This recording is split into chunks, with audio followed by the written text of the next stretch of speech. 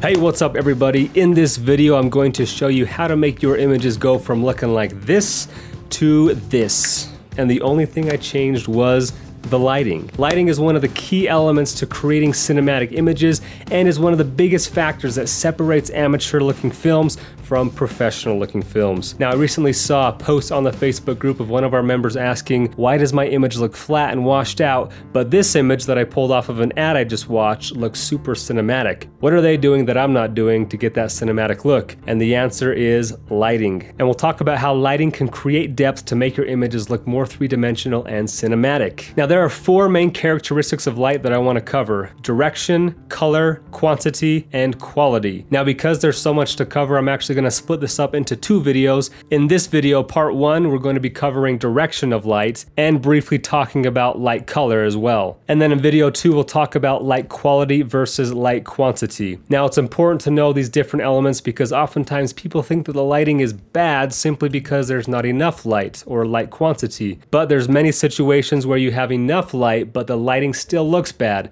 And that's usually because the light is too hard instead of soft, light quality, or the direction of light might be unflattering, or the color of light might be unflattering. So we're going to go over all four elements and how they affect your image. First, let's talk about direction of light. Depending on where you position your lights, the shadows will allow you to form different shapes or patterns on your subject. So using a basic 3-point light setup, we're going to go over 5 common lighting patterns and when you'd want to use them. Now, for those of you unfamiliar with 3-point lighting consists of 3 lights around your subject: a key light, a backlight, and a fill light. The key light is your main light that is used to light up your subject, and depending on where you place this key light will depend on the look or light pattern that it gives you. The most common placement of a key light is slightly above your subject and about 45 degrees from the camera off to one side. And the reason for this is because it creates shadows on the face, making your subject appear more three-dimensional and thus creating depth to your image. And as we talk about a lot in this course, creating depth is what helps images feel more cinematic and pop out from the screen.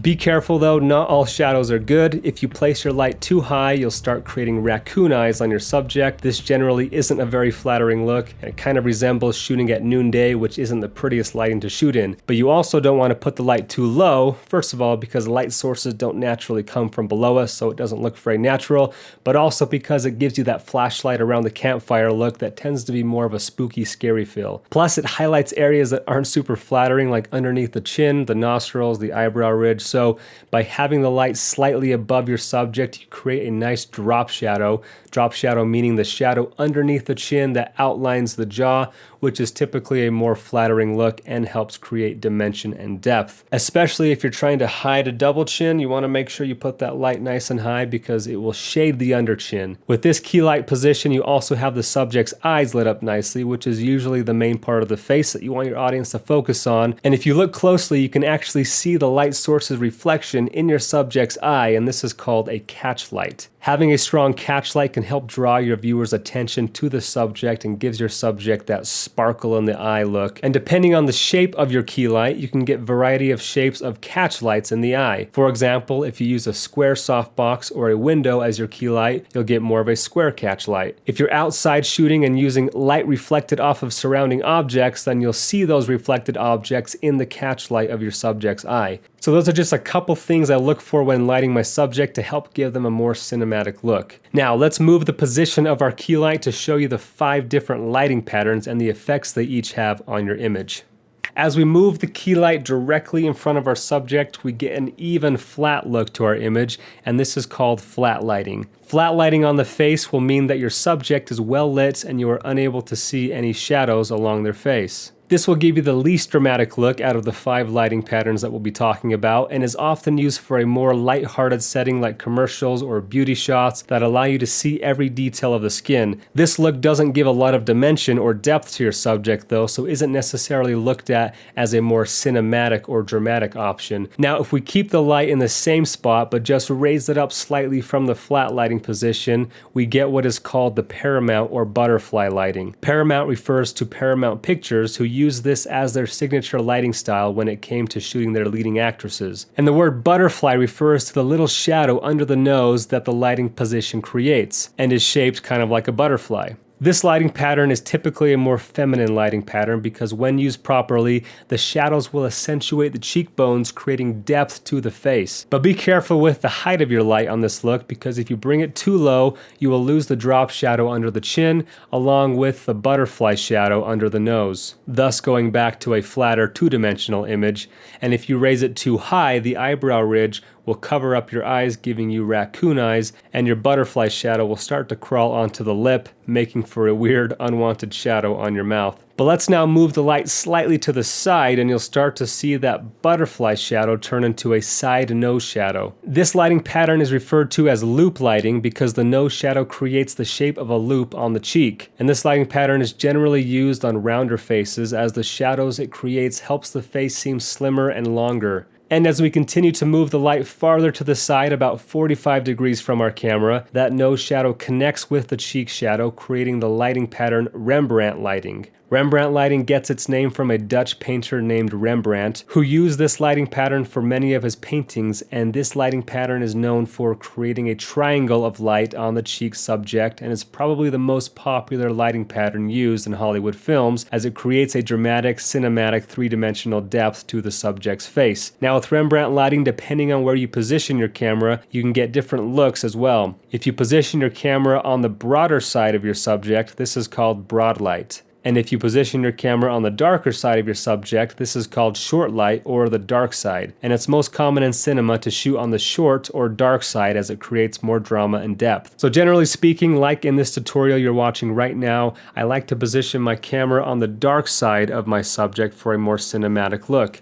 And according to Hollywood director Shane Hurlbut, the first rule in lighting over-the-shoulder scenes, which is when you have two subjects talking to each other, is you should always place your camera on the dark side of your subjects. Now let's move our key light 90 degrees or completely to the side of our subjects and you'll see the entire side of the face become shadowed. This is called split lighting because it splits the face in half, and this lighting pattern is used to create an even more dramatic look and is also popular in Hollywood films, especially during scenes that are meant to be super dramatic. And where paramount lighting is typically used to create a more feminine look, split lighting tends to make subjects look tougher and more masculine. So as you can see, just with the positioning of our one key light, we can create a wide range of looks and feels to our image. Let's now look at our second light of the 3-point light setup, and that is the backlight, or rim light, or hair light. Backlight because the light lights up the back, or if it's slightly higher it becomes more of a hair light, or if it's more to the side, a rim light. Backlight, as we talk about in the natural lighting video,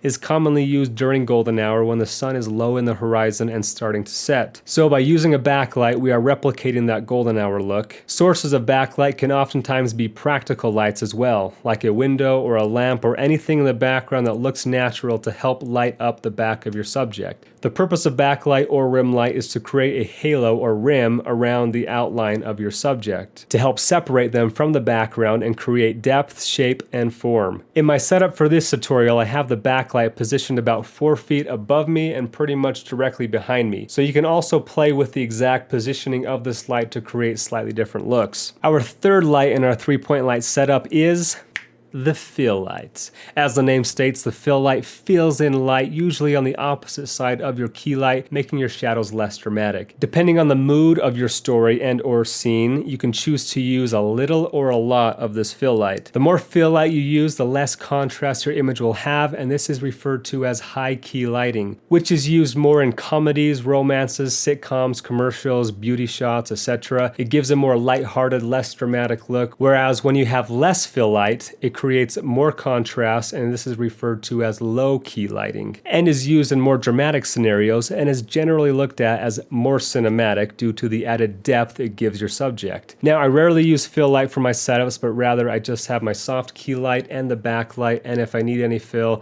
then I use my 5-in-1 reflector.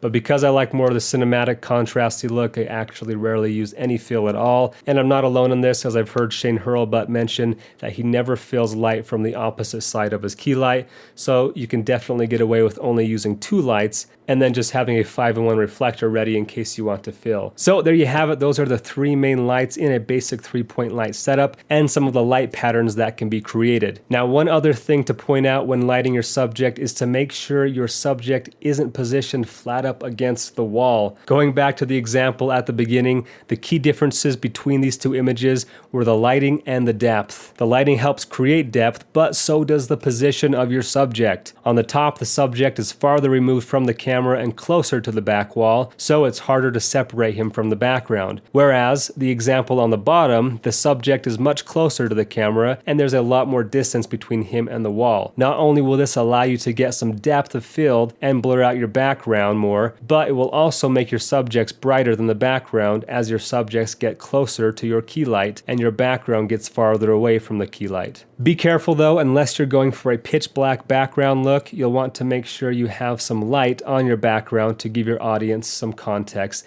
as to where your subject is. This can either be done by allowing your other lights to spill on the background, or you could add another artificial light, lighting up just the background. Or you can use practical lights like windows or lamps or computer screens to help give the rest of your frame a little more life. And a common lighting pattern that can be created by using background light is called checkerboard lighting, which basically means that you light up the background on the dark side of the subject, but leave the background dark behind the bright side of your subject, creating a checkerboard effect. This method, once again, is used to create depth by contrasting the light and helping the subject pop from the background. To take it one step further, you can add a gel to your backlight to create some color contrast, which brings me to our second characteristic of light, which is color. We discussed this in the white balance video and how each light source has a different color temperature, so it's important to know what color temperature your light is and make sure your camera is set accordingly to get the right color balance in your image. But a great way to create depth and add to the cinematic quality of your video is to add color contrast. We talk about this more in the color grading video in the editing section, but color contrast basically means that your foreground and your background are different colors. So in this example here, I have my subject lit by 3200 Kelvin LED lights, and in the background I have a window letting in daylight at around 5600 Kelvin. This creates color contrast, which helps the subject stand out from the background. To create a similar look artificially, you can use gels to create different looks and color combinations. Like right now, I'm being lit by 6000 Kelvin aperture dome light, have my camera set to 6000 Kelvin, and I have two LS Mini 20s with blue gels lighting the background. So with the background being lit with a much bluer light than is on me, it creates color contrast and helps me pop out from the background. And I chose blue to light up the background because my skin is an orange tone, which is complementary to blue, giving it that orange and teal look and making it much more cinematic. So again, here's how it looks without color gels, and here's how it looks with the color gels.